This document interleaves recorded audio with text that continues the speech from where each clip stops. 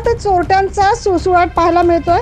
चोरट्यांनी चक्क शेतकऱ्यांच्या शेतीत असलेल्या पाणी मोटारींकडे आपला मोर्चा वळवलाय। पाहूया सविस्तर बातमी।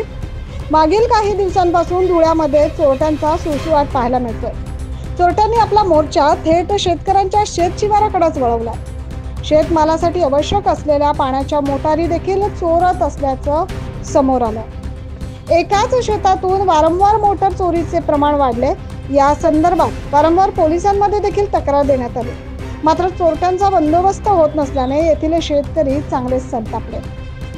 याबाबत शेतकऱ्यांनी आपला संताप व्यक्त केलाय।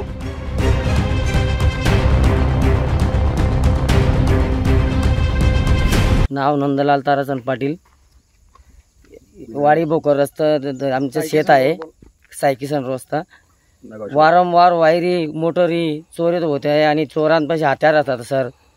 ते आम्ही काय रात्री पाठ शेतकरी काय एवढं आहे नाही की हत्यार घेऊन त्यांच्या मागे पाठला करायचा।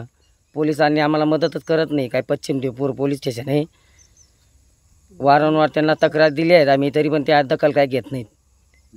लवकरात दखल घेण्यात यावी आणि बंदोबस्त करावा त्यांच्या पोलिसांनी। त्यांच्या चोरट्यांचा रात्री हत्यार बी रात्री आम्ही येतो आणि इथं रात्री राऊंडची गाडी पाठवावी। त्यांनी थोडाफार शेतकरीला सहकार्य करावं ही विनंती आहे। शेत पिकाला पाणी देण्यासाठी आवश्यक असलेल्या मोटारीची जर चोरी होते तर आता शेतीला पिकाला पाणी द्यायचं कसं, अशी परिस्थिती निर्माण झाली। हा मोठा प्रश्न आता शेतकऱ्यांसमोर उपस्थित झालाय। त्यामुळे या चोरट्यांचा तात्काळ बंदोबस्त करून आमच्या शिवाराकडे रोज रात्री पोलिसांनी फेरफटका मारावा, अशी मागणी स्थानिक शेतकऱ्यांनी केली। 9 न्यूज महाराष्ट्रासाठी प्रतिनिधी राजश्री मोरे।